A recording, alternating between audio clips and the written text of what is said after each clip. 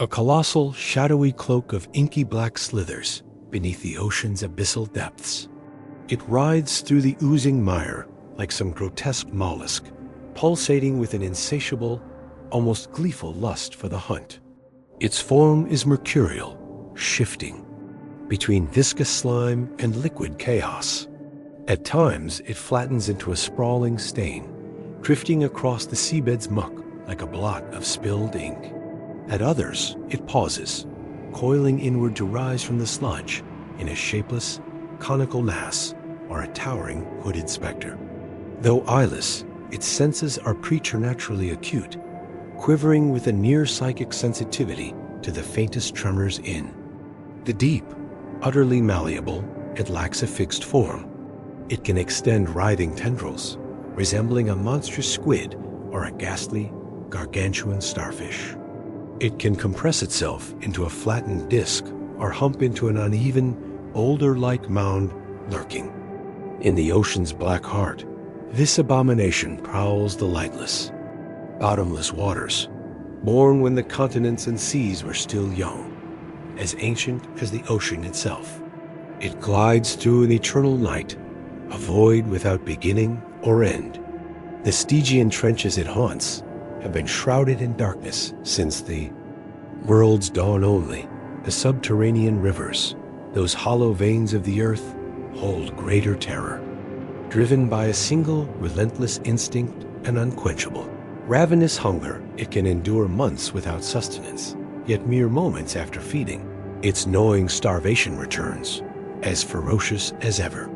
Its gluttony is a nightmare beyond measure. In the frigid, ink-black abyss, survival is a brutal, fleeting struggle.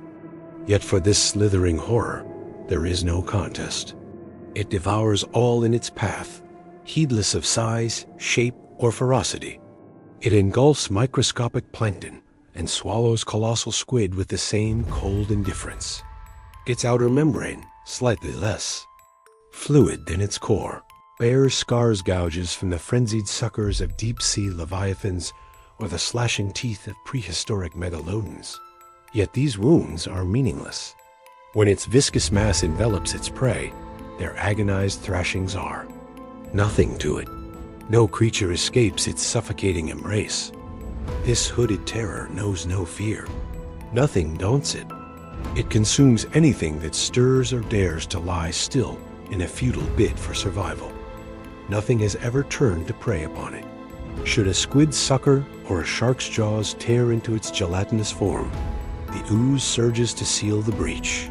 Severed, fragments are sought out and reabsorbed, as if the creature's very essence defies destruction. This black-shrouded monarch reigns over a desolate, silent underworld of slime and shadow. It gropes through the muck with voracious greed, feeding without pause, never sleeping, never resting. When it lies still, it is merely a trap waiting to ensnare the unwary. Should it pursue, its terrifying speed across the slick seabed ensures no prey escapes. Its attack is singular and inescapable. It smothers its victims in a flood of loathsome, liquid horror. Forged from the primordial decay and ooze of the ancient ocean, it is alien to all earthly life, as foreign as a visitor from a barren planet in a distant galaxy. It is nature's grotesque misstep, beside which the saber-toothed tiger, the mammoth, or even the bloodthirsty Tyrannosaurus Rex lord of the reptilian, Titan seeing meek and frail, but for a cataclysmic eruption beneath the ocean's crust, this black terror might have lingered forever in its silent, slimy domain, its dreadful power unknown to mankind.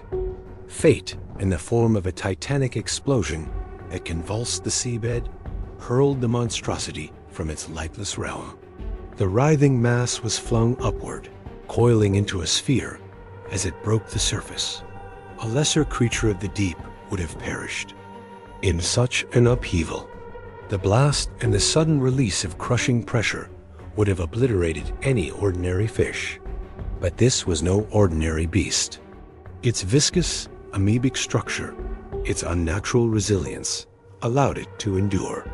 Dazed but alive, It bobbed upon the roiling sea like a grotesque lump of blackened whale blubber. Towering waves, born of the subterranean cataclysm, seized it, and in its stunned state, it offered no resistance as the churning waters bore it away. Now, adrift on the surface, it waits a shapeless, ancient horror poised to unleash its hunger upon a world unprepared for its coming. What shores it may reach, what havoc it may wreak, only the merciless tides can decree. Amidst a torrent of volcanic ash, pumice froth, and bloated fish corpses strewn across the waves, the inky black leviathan was hurled toward the shore by the merciless surge. Towering tsunamis, born of the cataclysm below, drove it over a mile inland, abandoning it in a desolate, salt-choked marsh. Fortune, or perhaps some cruel cosmic jest, spared it the agony of daylight, for the upheaval and the waves that bore it ashore struck under the cloak of night. Thus, the slimy abomination was spared a new and dreadful torment, the searing touch of light, the midnight gloom of the storm-ravaged marsh, though a pale shadow of the Stygian abyss, where even the sun's ultraviolet rays could not pierce, was still a realm of suffocating darkness, a fitting cradle for such a monstrosity. As the great wave receded, its waters roaring back through tangled thickets of razor-sharp reeds, the black horror clung to a quagmire encircled by gnarled, claw-like cattails. It sensed the violent, incomprehensible shift in its world, a world no longer crushed by the ocean's weight, nor cradled by its icy embrace. For a time, it lay motionless, its alien senses probing the bewildering changes within its amorphous form. Its adaptability was nothing short of diabolical. What would take an ordinary creature eons of evolution, this abomination achieved in mere hours. 3 hours after the wave cast it onto the mire, it had undergone a grotesque metamorphosis, its gelatinous structure recalibrating to thrive in this alien terrain. Indeed, it felt lighter, freer, more agile than it ever had in the crushing depths of the sea. As it unfurled its writhing tendrils, attuning itself to the faintest vibrations and echoes in the marsh, its primordial hunger roared back to life with an intensity that drowned all else. Something extraordinary occurred. Its sensory organs, once mere tools of detection, began to evolve into something unthinkable, a grotesque semblance of a mind. This transformation electrified it, igniting a frenzied excitement. The marsh, it sensed, teemed with trembling morsels of life prey, far richer and more varied than the sparse offerings of the deep. The air itself pulsed with the promise of feasts undreamed of in its abyssal lair. Its insatiable hunger, raw and unyielding, became an unbearable torment. A shudder of ravenous ecstasy rippled through its viscous mass. Slithering from the muck, it glided through the cattails into a labyrinth of deeper pools, where water hyacinths choked the surface and gnarled. Rotting trees jutted from the mire. Driven to madness by its starvation, it surged into a stagnant pool, its liquid tendrils lashing out in all directions. Within minutes, it had seized plump frogs and swarms of small fish. But these meager scraps only inflamed its gluttony. Its hunger morphed into a blind, seething fury. It embarked on a methodical slaughter, casting itself like a suffocating net over each pool, scouring every inch of the muddy depths with ruthless precision. The first creatures to fall were muskrats, large and small, powerless to escape. From the darkness, a vast, adhesive sheet of slime erupted, enveloping them in an instant. The viscous ooze dissolved its prey entirely, leaving not a trace of bone or sinew. The marsh, once alive with the hum of nocturnal creatures, fell silent under the shadow of this creeping terror. The black cloak of death had claimed its new dominion, and its hunger eternal, unquenchable, would spare nothing in its path. Below is an English translation of the provided text, adapted for a European audience with an intensified horror and Gothic atmosphere to heighten the suspense and dread. The creature's alien nature and its reaction to sunlight are amplified to evoke a sense of cosmic terror, while the human element Henry Hossing's story is infused with a gritty, almost Dickensian bleakness to resonate with European readers, familiar with tales of desolate settings and desperate characters. The tone remains dark and foreboding, with a focus on the creature's otherworldly menace and the looming threat it poses to the unsuspecting world above. Exhilarated by its grotesque discoveries, the black leviathan surged through the interconnected pools of the marsh with relentless fervor. When it rose, it probed each clump of reeds with meticulous care, seeking any creature that might have fled the waters to cower in the undergrowth. Once, it ensnared a nest of fledgling birds nestled in the marsh's edge, their feeble cries snuffed out in an instant. Encountering a fallen tree sprawled across its path, it clung to the decayed trunk with its viscous bulk, suspending itself in the air like a colossal, dripping curtain of midnight ooze, a ghastly shroud swaying in the fetid breeze as it ventured. Toward a denser thicket where the marsh gave way to gnarled trees, it sensed a subtle, unnerving shift in its new domain. It halted, hesitating, half submerged in a shallow pool near the fringe of a shadowed woodland. Despite having devoured some 50 or 60 kilograms of prey frogs, fish, water snakes, muskrats, and sundry small beasts, its ravenous hunger gnawed as fiercely as ever. The monstrous appetite drove it to continue its hunt, yet some primal instinct tethered it to the pool's murky depths. What it sensed, yet could not see, was the dawn's first light creeping over the marsh. The creature, born in the eternal gloom of the abyss, where only the cold phosphorescence of deep-sea fish pierced the dark, was utterly alien to sunlight. The rays of morning, filtering through the swirling mists, were an incomprehensible assault. As the dawn strengthened, piercing the fog with ghostly tendrils of radiance, the inky horror from the ocean's depths felt an unknown force encroach. Upon it, light was its enemy, a searing violation of its existence. In a frenzy, it lashed out a tendril, swift as a whip, seeking to crush the offending beams. But the more it thrashed, the more the dreadful dawn tightened its grip at last. As the sun climbed above the treetops, the creature, enraged rather than afraid, reluctantly slithered back into the pool, burrowing into the soft, suffocating mud at its bottom. There it remained, brooding in the mire, while the sun blazed overhead and the marsh's lesser creatures, driven by their own inscrutable instincts, ventured forth in the deceptive safety of daylight. A few miles from Horton Marsh, in the crumbling hamlet of Clinton Center, Henry Hossing stumbled bleary-eyed from a ramshackle lean-to of scavenged branches, his only refuge from the elements. He staggered into the street, rubbing his rheumy eyes and scratching at the matted beard clinging to his hollow cheeks. Squinting at the rising sun, he cursed under his breath. The previous night's storm, a tempest born of the sea's wrath, had roused him from fitful sleep. Worse still, he'd gone to bed with an empty stomach, a state that never failed to sour his mood. His gaze drifted along the street as he shuffled forward, head bowed, eyes scouring the pavement and gutters for a stray coin. Clinton Center was a miserly place, its alms scarce and its people colder than the marsh's winds. Just the day before, a local constable had given him a swift kick and a warning to leave town. Muttering to himself, Henry reached the street's end and began crossing the intersection. Abruptly, he froze, then stooped to snatch something from the gutter's edge. It was a crumpled green banknote. As he smoothed it out, a grin of astonished glee split his grizzled face. $20. In months, he'd never held more than a single dollar in his tattered pockets.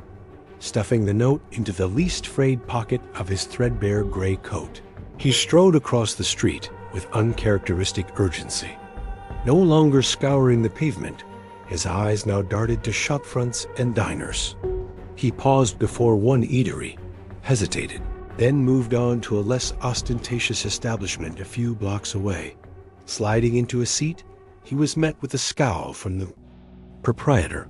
"Move along, friend." "No free coffee today," the man snapped. Henry flashed a gap-toothed grin, brandishing the $10 bill. "This enough for a proper breakfast, mate?" he crowed. The owner's eyes narrowed, inspecting the note with suspicion. "Fine. What'll it be?" Henry ordered orange juice, toast, ham and eggs, porridge, fruit, and coffee.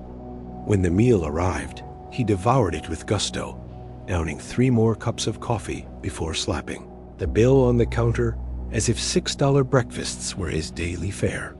Then, with a swagger, he sauntered back into the street, oblivious to the creeping horror lurking in the marsh beyond a terror, poised to descend upon Clinton Center, its hunger undimmed by the light of day.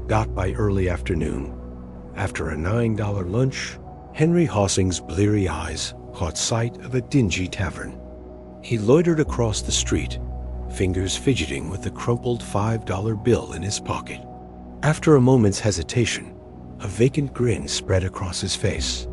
He crossed the road, stepped into the tavern's gloom, and purchased a liter of harsh, throat-scorching rye whiskey. He lingered on the sidewalk, torn between returning to his ramshackle lean-to across the valley or seeking refuge elsewhere. After a brief internal struggle, he turned his back on Clinton Center and set off toward Wharton Marsh. The local constable wouldn't bother him there, and with the sky clear and the air mild, he had no need for shelter from the elements.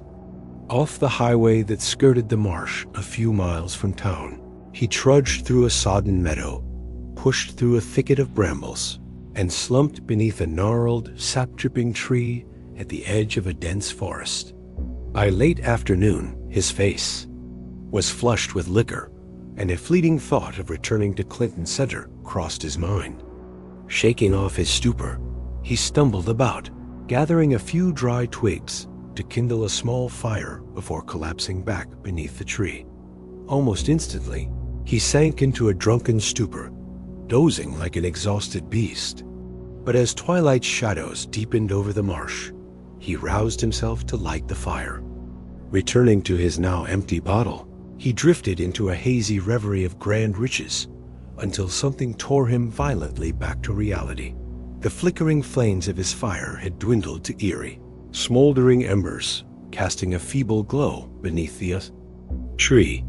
He saw nothing at first, heard nothing, yet a visceral sense of imminent danger flooded his senses, chilling him to the bone. Lurching to his feet, he braced himself against the tree, peering into the oppressive darkness.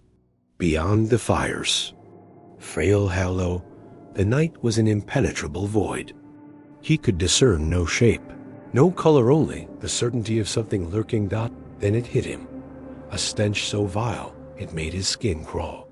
Despite the reek of cheap whiskey clinging to him, this new odor overwhelmed all else fetid, rancid, and unspeakably foul. It was akin to the rot of dead fish, yet far worse, defying any earthly comparison. Trembling beneath the tree, Henry's mind conjured a corpse, long buried in the marsh's depths, now rising to the surface. Fear surged within him, clawing at his chest. He scanned the ground for more twigs to feed the dying fire, but found only a handful of brittle leaves. Tossing them into the embers, he coaxed a brief flare of light. He strained his ears and caught, or thought he caught, a queer, slithering sound from the nearby thickets. It seemed to retreat as the flames flickered higher. A primal terror seized him. Drunk as he was, he knew he couldn't flee. A horrifying realization dawned. Whatever unspeakable threat lurked in the encircling darkness was waiting, biding its time until the fire's last light guttered out. Frantically, he searched for more fuel, but the ground was bare. Without wood, the fire would soon die. Venturing farther into the dark was unthinkable. His body shook uncontrollably. He tried to scream, but his throat constricted, choking the sound. The ghastly stench grew thicker, suffocating, and now he was certain he heard it, a soft, unnatural, slithering just beyond the fire's fading glow. Paralyzed by panic, he stood helpless as the flames dwindled and the darkness closed in. In the final moment, a smoldering ember burst, spitting a fleeting shower of sparks. In their dying flash, he glimpsed the horror dot. It surged from the brambles, hurtling across the clearing with terrifying speed. It was the embodiment of every fear, every nightmare that had ever haunted Henry Hossing's wretched life. A demon spawned from the abyss to claim him. A scream tore from his throat, but it was smothered before it could fully escape. The black, viscous cloak enveloped him with merciless force, its slimy mass crushing all resistance. Miles from Wharton Marsh, in a dilapidated cottage on the edge of the fen, Gilles Gauss, or Old Man, Gauss jerked awake from a night plagued by restless, nightmare-ridden sleep. Grumbling, he shuffled to the kitchen to brew coffee in his crumbling hovel. Around midnight, a putrid stench, like stagnant marsh water, had seeped into the house. His broken slumber was filled with omens shadowy, phantoms and visions of dread that clung to him like damp rot dot muttering under his breath. Old Man Gauss finished his meager breakfast, grabbed a dented milk pail from the cupboard, and shuffled toward the distant barn where he kept his sole cow, Sari. As he approached, the strange, nauseating stench that had plagued him through the night assaulted his senses once more. Wharton Marsh, you're to blame, you cursed fen, he growled, shaking a gnarled fist toward the mire. Stepping into the barn, the stench grew thicker, a cloying miasma that made his stomach churn. Grimacing, he strode to the rickety stall where Sari was penned. Then he froze, his eyes wide with disbelief. The stall was empty. Sari was gone. Gauss stumbled back into the barnyard. Sari, he bellowed, his voice echoing unanswered. Rushing back inside, he inspected the stall again. The air reeked of decay, a putrid odor like a rotting corpse. His gaze fell to the floor, where a glistening, phosphorescent trail shimmered faintly. Bending closer, he saw it was a slick of glowing slime, as if some mud-drenched creature had slithered through the barn and out again. The discovery, coupled with Sari's inexplicable disappearance, was too much for Gauss's fraying nerves. With a strangled cry, he bolted from the barn and ran the 2 miles to Clinton Center, his heart pounding with dread. The townsfolk's reception only fueled his fury. As he tried to recount Sari's vanishing, the foul stench of brine and rot in his barn, and the eerie slime, the less courteous among them laughed in his face. Most listened patiently, only to exchange knowing winks and tap their temples mockingly once he turned away. Only one man, the apothecary Jim Jollinson, seemed to take him seriously. He mentioned hearing a blood-curdling scream from the darkness. The previous night, likely from the direction of Wharton Marsh, he said. But since the cry hadn't repeated, he'd dismissed it as a trick of his imagination. By dusk, as Gauss trudged back to his hovel, his heart was heavy with resentment and bitter indignation. They thought him mad, did they? Well, Sari was gone, and they couldn't explain that, could they? They blamed the stench on dead fish washed into the marsh by the recent storm. Fine, let them say that. But the slime on the barn floor? They called it slugs. Slugs. No slug ever left a trail so vast and unnatural. Nearing his home, Gauss spotted Rupert Barnaby, his nearest neighbor, striding toward the marsh with a rifle slung over his shoulder, and his hound, Jib, at his heels. Despite past quarrels, Gauss nodded a greeting and paused. "Hunting tonight, neighbor?" he called. Barnaby nodded, patting Jibby's flank. "Jib'll sniff out a raccoon or two. Moon's late tonight." "My cow's gone," Gauss blurted. "If you see her?" He trailed off, shaking his head. "But I reckon you won't." Barnaby frowned, puzzled. "What's that you say?" Gauss repeated the tale he'd told all day in Clinton Center, his voice low and urgent. As he finished, he added, "If I were you, I wouldn't hunt in that marsh tonight. Not for $1,000. A muskrat." Barnaby turned away, stifling a chuckle. He was a tall, burly man, practical and unburdened by ambition, even in his dreams. "Old Gauss," he laughed, "you'll not scare me with ghost stories. Your cows just wandered off, grazing somewhere. Why, I haven't seen so much as a bobcat in that marsh all year." Gauss's lips tightened. "Maybe," he muttered, turning away. "But tonight, you'll see something in that marsh worse than any bobcat. Mark my words." Shaking his head, Barnaby followed Jib, who darted ahead, nose to the ground, weaving from ditch to ditch. As the last light of sunset faded, he left the main road, turning onto a winding trail that snaked into Wharton Marsh's heart. Rupert Barnaby lived for the hunt. He preferred stalking through brambles all day to languishing in the comfort of a cushioned chair. Even if a night's prowling yielded nothing, he returned unperturbed. A skilled hunter, he filled half his pantry each year with rabbits, raccoons, and the occasional deer, all taken from the wilds of Wharton Marsh. As the moon rose, pale and ghostly, he ventured deep into the fen's heart. Jib, his hound, had twice scented rabbits, but each time returned with a strange, trembling fear in her eyes. Something in her behavior began to unsettle Barnaby.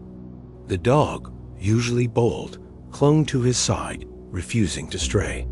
Once he tripped over her, nearly tumbling into the mire. Finally, he halted, scowling into the darkness ahead. The marsh seemed unchanged, sullen pools glinting under the moon, reeds whispering in the breeze. A foul odor hung in the air, but he chalked it up to the storm's aftermath, the tsunami having churned up rotting algae and dead fish from the fen's depths. He cursed at Jib. "What's got you spooked, eh? Move it. Trip me again, and you'll get a boot, you hear?" Reluctantly, the dog trotted forward, sniffing the reeds half-heartedly, her zeal for the hunt extinguished. Barnaby's temper flared. Even when they crossed a fresh raccoon track, stark in the soft mud by a pool, Jib showed no interest. Still, she ventured a little farther, and Barnaby dared to hope her fire would return. He was mistaken. As they entered a denser thicket of gnarled trees, tangled brambles, and towering cattails, Jib suddenly froze, cowering in the shadows, refusing to budge. Barnaby was certain the raccoon had fled into a nearby thicket.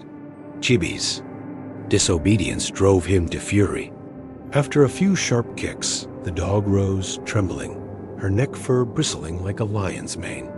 She took a few hesitant steps forward, swearing under his breath. Barnaby plunged after her into the inky gloom of the thicket. Despite the moonlight, the dense canopy cast a near impenetrable darkness. He stepped cautiously, wary of plunging. Into a hidden pool dot suddenly, Jib let out a frenzied howl, as if seized by madness, and bolted from the thicket, her cries echoing unnaturally as she fled. For the first time that night, fear gripped Barnaby. In all their hunts, Jib had never cowered like this, not even when she'd chased a massive gray bear. Peering into the Stygian darkness, he saw nothing, no glinting eyes, no stirring shapes. Yet, as he strained to pierce the night, Old Man Gauss's warning echoed in his mind, and he grimaced bitterly. If that old fool learned Jib had fled the marsh, he'd mock Barnaby mercilessly till his dying day. The thought ignited his anger. With a surge of dark resolve, he stormed forward, determined to confront whatever had terrified his hound. A well-aimed shot would settle it, but he stopped dead, heart pounding, as a strange sound reached him, a heavy slithering rustle from the cattails ahead. The foul stench, now overwhelming, choked the air, a reek of decay and something far worse. Something unnatural. He hesitated, unable to see what lurked, fighting the rising urge to flee. The suffocating darkness and the marsh's rancid miasma seemed to press against him, strangling his breath. His pulse thundered as the slithering grew louder, closer. Every instinct screamed to run, but a stubborn, almost reckless defiance rooted him to the spot. The sound sharpened, unmistakable, now. A massive, malevolent presence hurtling through the thicket with terrifying speed. Raising his rifle, Barnaby aimed toward the noise and fired Dot in the fleeting flash of his rifle's muzzle. Barnaby glimpsed a colossal, glistening shape, a vast, black cloak spreading like a tide of liquid midnight, surging from the outermost thickets. It glided toward him with terrifying agility, its form both fluid and monstrous. He wanted to scream, to flee, but as the abomination lunged, he knew escape was futile. Though fear turned his blood to ice, he gripped his rifle and fired. Again and again, the shots were as useless as pebbles flung into a quagmire. In his final moment, Barnaby's courage shattered, and he turned to run. But the grotesque shroud was upon him, enveloping him in a suffocating wave of nauseating stench. His scream dwindled to choked gurgles, smothered within the slimy, inky mass that engulfed him. Old man Gauss rose early after another sleepless night, his bones aching as he trudged to the barn. Nothing seemed amiss, yet Sari was still gone. A foul reek from Wharton Marsh, carried on the wind, lingered as pungently as the day before. After a hasty breakfast, Gauss set out for Rupert Barnaby's cottage, a mile down the road. He wasn't sure what he hoped to find. Arriving at Barnaby's tidy but eerily silent home, he felt a chill. Barnaby was an early riser, always up before dawn, yet the house was still as a grave. Spurred by a sudden impulse, Gauss crossed the gate and knocked. No answer. He knocked again, hesitated, then stepped back from the porch. Jib, Barnaby's hound, slunk from behind the house. Normally, she'd bound forward, barking fiercely. Today, she stood motionless, trembling, her eyes fixed on Gauss with a strange, guilty panic. "Where's your master, Jib?" Gauss called. "Go fetch him." Instead of obeying, the dog lowered her head and let out a long, mournful howl that echoed with unearthly sorrow. Gauss shuddered. Glancing at the silent house, he turned and hurried toward the road. They'd listen. To him now, he thought grimly. They'd mocked him over Sari's disappearance, but they wouldn't laugh when he told them. Barnaby had ventured into Wharton Marsh with Jib, and only the dog had returned. When Sheriff Miles Underbeck saw old man Gauss shuffle into the Clinton Center police station, he slumped into his chair with a scowl. It was a busy morning, and he braced for another tirade about the damned lost cow. But Gauss had a new, more sensational tale. Rupert Barnaby was missing. He'd gone into the marsh last night and hadn't returned. Gauss insisted Dot under questioning. Gauss admitted he couldn't be certain Barnaby hadn't come back. He might have returned at dawn and left again before Gauss arrived. Still, the old man fixed the sheriff with a blazing stare, shaking his head. "He's not coming back. I bet my life on it. That dog knows." She howled like dogs do when death's near. Whatever took Sari the night before last got Barnaby in the marsh last night. Underbeck, a man not easily rattled, found Gauss's fervent outburst more irritating than convincing. He gruffly promised to look into it if Barnaby didn't return by evening. Barnaby knew the marsh better than anyone in the county, he argued, and was more than capable of fending for himself. Perhaps, Underbeck mused, he'd sent Jib home to guard the house and gone off elsewhere after hunting. Give it time, and he'd likely turn up. Gauss shook his head, his face etched with deep-seated doubt. Muttering that the truth would prove his fears, he shuffled out of the station. The day passed without a trace of Barnaby. By 6 o'clock, Gauss, resolute and shaken, marched into the Crown Hotel, Clinton Center's sole 2-star establishment, and booked a room, too afraid to return to his hovel. By 7, Underbeck dispatched a patrol car to Barnaby's cottage. He waited, fingers drumming restlessly on his desk, idly shuffling the day's paperwork, his unease growing as the hours ticked by. The patrol car returned just before 8 o'clock. Sergeant Grimes reported, "No one's there, Sheriff. House locked tight. We searched, but only found Barnaby's dog. It howled and bolted like the devil himself was after it." Sheriff Underbeck frowned, uneasy. If Barnaby was truly missing, a search should begin at once. But night had fallen, and parts of Wharton Marsh were treacherous even in daylight. Besides, Barnaby might simply be visiting someone, perhaps in Stantonville, lingering over drinks with a friend. Underbeck decided to wait until morning. A search now would be futile in the marsh's labyrinth of obstacles. If Barnaby didn't return by dawn, and no one reported seeing him, a full sweep of the fen would commence. Shortly after 9, as Underbeck prepared to head home, a new, alarming event unfolded. A car screeched to a halt outside the station.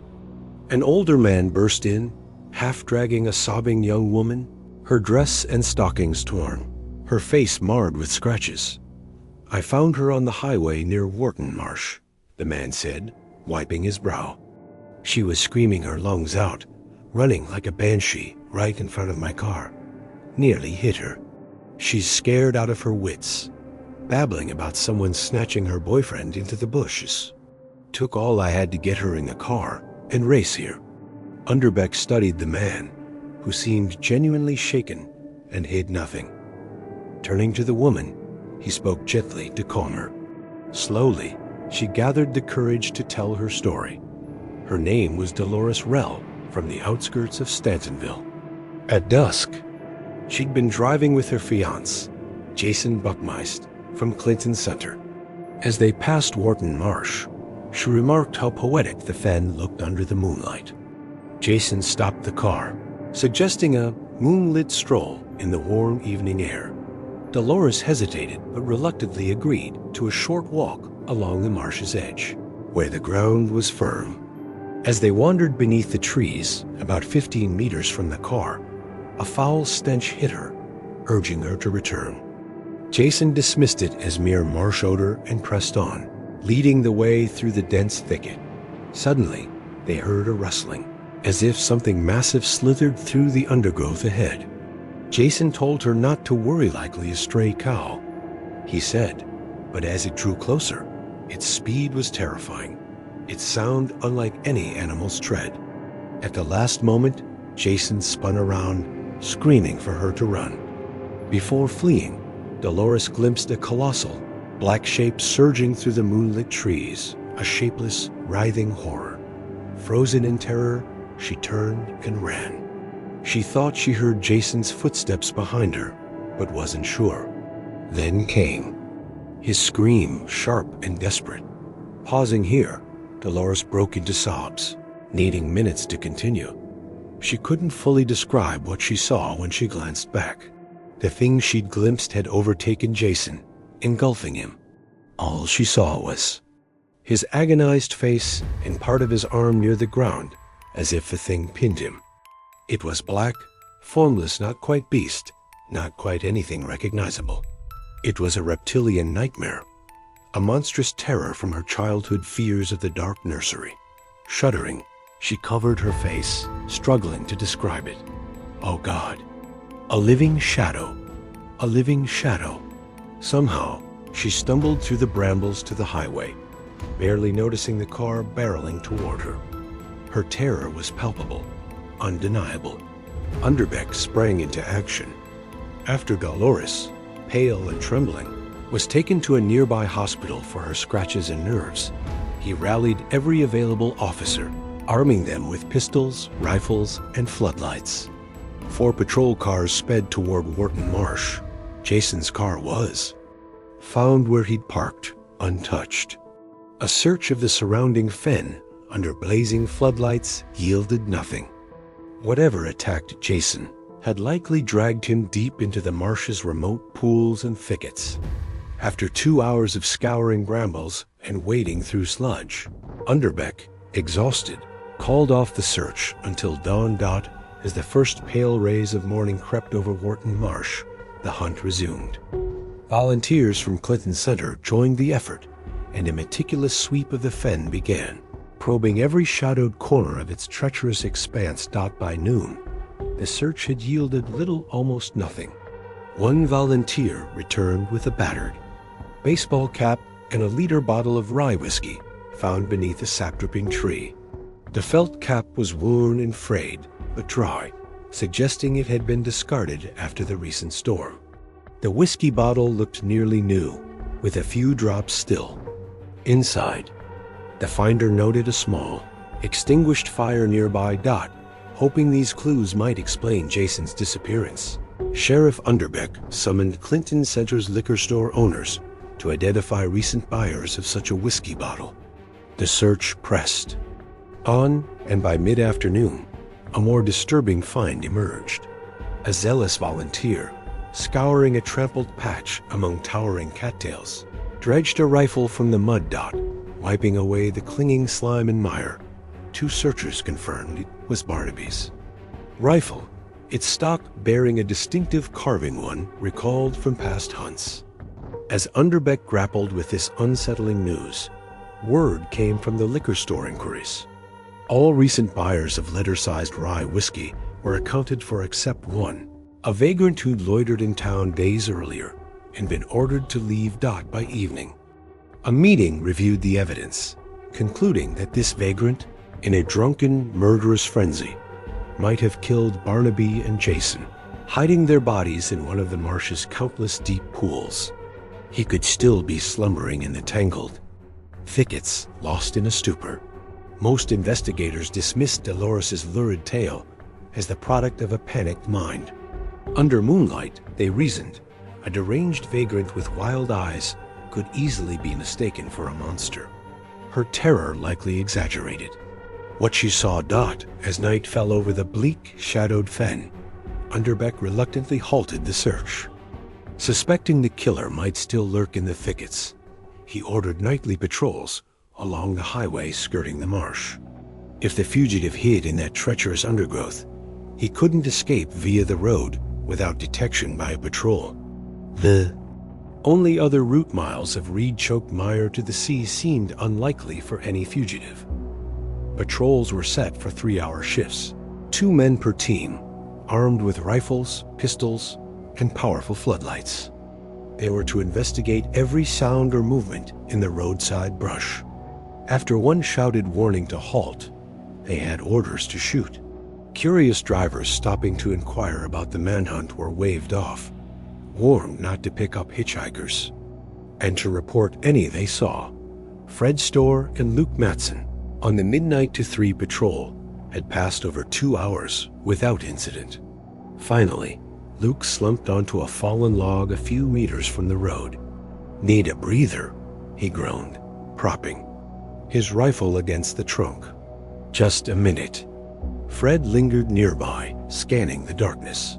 "Sounds like you're right, Luke," Fred muttered, then froze, squinting toward the marsh's edge. "You hear that?" Luke tilted his head, swiveling on the log. "Yeah, maybe. Something rustling out there." He stood, grabbing his rifle. "Let's take a look," Fred whispered. They stepped over the log, cautiously advancing toward the dense thickets marking the fen's boundary. 20 or 30 meters from the brush, they paused. The sound was clearer now, a heavy slithering scrape, as if a massive creature dragged itself across the uneven ground. "Sounds like a snake," Luke ventured. "A bloody huge one. Let's get closer," Fred hissed. "Keep your gun ready. I'll light the way." They crept forward a few meters. Then, a blinding golden beam sliced through the darkness as Fred flicked on his floodlight, sweeping it across the thicket. Luke lowered his rifle, frowning. Nothing there. Just that big patch of black muck. Before Fred could respond, the black patch reared up, transforming into a living, abhorrent monstrosity. For a moment, it coiled into a hulking mound, then surged upward, a glistening, indescribable cloak of midnight ooze. It flattened into a disc and lunged forward with impossible speed. Luke screamed, firing wildly as the grotesque thing hurtled toward them. In an instant, it was upon him, engulfing him in a viscous, reeking mass. He fired again, but the creature smothered him, its fetid slime choking his cries. Fred had bolted the moment it charged, stumbling and falling before scrambling up, just in time to witness a scene that froze his blood. The monster had enveloped Luke, slamming down with a sickening thud. Luke's agonized scream pierced the night, then choked off as the stinking black mass flowed over him, coating his body in a glistening shroud. Fred saw Luke's form, thrashing in torment within the ghastly cloak. Then, a more horrific sight, the mass contracted with a crunching sound, swelling into a lumpy, writhing sack. Seconds later, it collapsed, spreading across the ground like a thick, rancid slick, slightly raised at the center. The thrashing ceased. In an instant, it reared again, poised to pursue its remaining prey.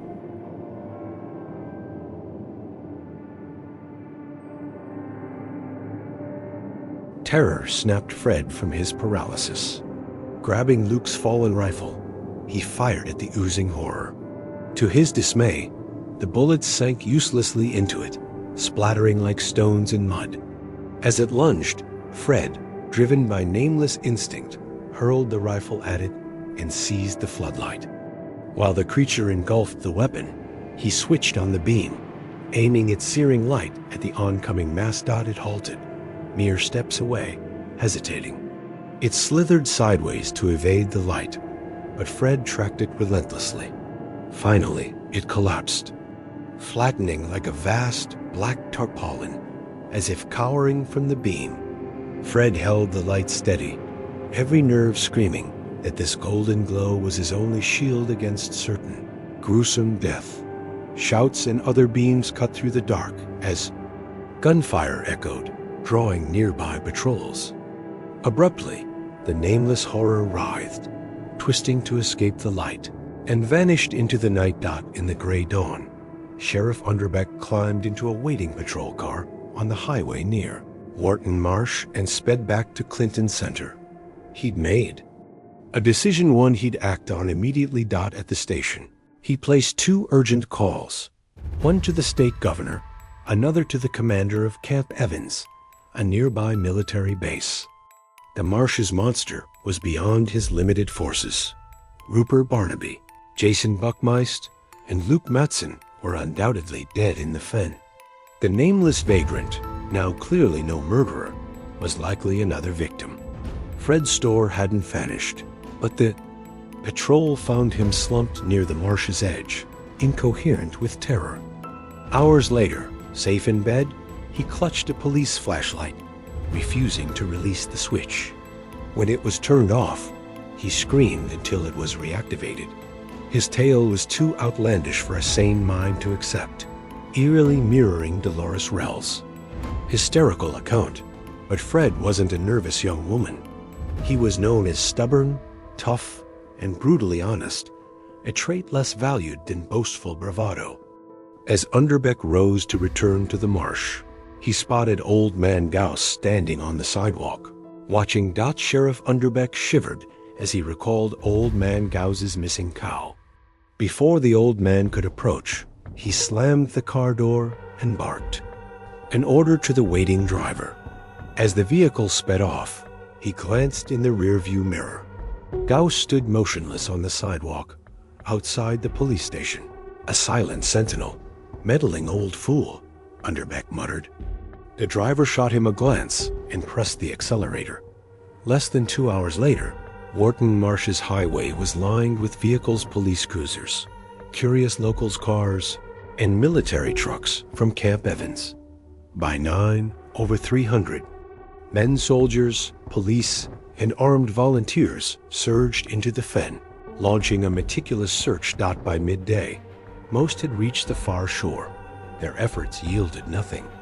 A soldier, spotting glowing eyes in a thicket, shot and retrieved a large owl. A policeman narrowly escaped a bobcat's claws. Another stepped on a rattlesnake and was rushed to hospital.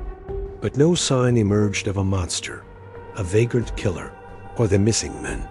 Underbeck stood grimly, his face etched with gloom. Realizing the killer struck only at night, he ordered a 4-hour break for rest and food before resuming. Helicopters, circling the marsh all afternoon, landed on the beach, delivering supplies. At Underbeck's insistence, a barbed wire fence was erected. Along the shore, guard posts lined the highway, each equipped with blinding floodlights. Military trucks delivered machine guns and FLAMETHROWERS. By 11 p.m., the assault resumed. Barricades stood ready, sentries were posted, and powerful beams pierced the fen from the highway. At 11:15, search parties' 10-man teams, heavily armed, advanced into the marsh. Frenzied with hunger, the abomination rose from the reeking sludge of a stagnant pool. Gliding onto the bank in the darkness, it surged through scattered reeds with terrifying speed. As always, it was driven by a savage, insatiable appetite. Though its hunting in this new realm had been bountiful, its gluttony only grew. The more it consumed, the more it craved. As it raged, probing for the faintest tremors of prey, it sensed intruders. Despite the night's cloak, its hunting ground was pierced by its hated folite. The vibrations of prey were stronger now, more numerous, moving in all directions through the fen's shadowed depths, their presence marred by the searing beams tearing at the darkness. Rising from the mire, the creature clung to a leaning tree. By the marsh's edge, its glistening, phosphorescent form dripping ooze onto the ground. Its alien senses screamed of light's omnipresence, an intolerable violation of its domain. As it hung from the leaning tree, a filthy, glistening tapestry of ooze, a searing beam of light tore through the surrounding darkness, striking it directly. Instantly, the creature released its grip, plummeting to the mire with a loud, wet thud. The vibrations of nearby prey surged violently, and frenzied beams of light stabbed through the night from all directions, converging on the sound. Enraged by the intrusion, the abomination plunged into the fen and raced toward the far shore. But the respite was fleeting. The vibrations intensified, and the darkness, its sacred domain, was shredded by relentless beams piercing from every angle. For the first time in its primordial existence, the creature felt a dim, alien sensation akin to fear. It could not seize the light, could not crush or smother it. This was a foreign enemy, and its only defense was flight. As its nocturnal world was torn apart by countless beams, it instinctively sought the vast, black cradle from which it had come to see. Surging through the fen, it aimed for the ocean. Guards at the beach outposts, alerted by gunfire and frantic shouts from the marsh, leapt to their feet or dropped to their knees, weapons ready, as the cacophony roared closer. The desolate, weed-choked shore jutted starkly under harsh floodlights. Waves crashed against jagged rocks, spraying white foam onto the sand. The black water gleamed with prismatic glints under the beams. Shouts rang out, deafening and urgent. The guards stood tense, waiting. Suddenly, from the flat, gloomy expanse of trampled earth, thickets, and scattered pools, a grotesque form erupted, freezing the onlookers in horror. A shapeless black, viscous mass unlike any earthly creature tore through the brambles and onto the open ground. It was a writhing, inky blob, now a vast cloak, now a monstrous oozing slug, hurtling forward with dizzying speed. Some guards stood paralyzed, too terrified to fire. Others overcame their fear and unleashed a hail of bullets into the black horror as it crossed the muddy flat. As it neared the first dune on its path to the sea, searchers from the marsh intercepted its route. One shouted to the beach guards, "It's heading for the sea. For God's sake, don't let it escape." The guards fired with renewed fury, only to realize in horror that their bullets had no effect. Undeterred, the creature tore through the final cattails and launched onto the sand. Like a nightmare made flesh, the guards watched it slam onto the nearest dune, sliding toward the waves. But at the last moment, they remembered Sheriff Underbeck's barbed wire fence, stubbornly erected along the shore. Snapping out of their terror, they ceased firing and raced over the dune to where the black horror would meet the barrier. One guard, sprinting ahead, shouted triumphantly, "It's caught! It's tangled in the wire!" Floodlights converged on the fence. The creature writhed, clawing at the barbed wire, twisting to tear through the twisted steel. It seemed desperate, thrashing and coiling like a colossal, black jellyfish snared in a net. The guards surged forward, emboldened by their apparent victory. But the lead soldier screamed, "Watch out! It's breaking through!" Under the blazing lights, they watched, in dread as the creature oozed through the wire mesh like liquid mud, its form compressing and flowing. Only meters away, the beach sloped to the crashing waves. Mouths agape, the guards stood petrified as the monster, with a violent wrench, squeezed through the fence. The barrier buckled, wires snapping, and fragments of its gelatinous body clung to the steel. As it slithered onto the wet sand toward the sea, one guard charged to the fence's edge. Dropping to one knee, he aimed at the fleeing horror. A second later, a roaring jet of flame erupted from his flamethrower, igniting a crimson blaze across the creature. Thick, black smoke billowed into the night, carrying a stench so vile it choked the air. The guards saw a glowing, writhing orb of fire beyond the fence. The soldier held the trigger mercilessly. Crackling pops and hisses filled the air as dense smoke coiled skyward. The indescribable odor grew unbearable. When the flamethrower's fuel ran dry, nothing remained but molten wire, scorched sand, and the suffocating stench lingering in the air. The gelatinous horror loathed light for good reason. Its ultimate end was fire. An implacable foe, even this abyssal monstrosity could not devour.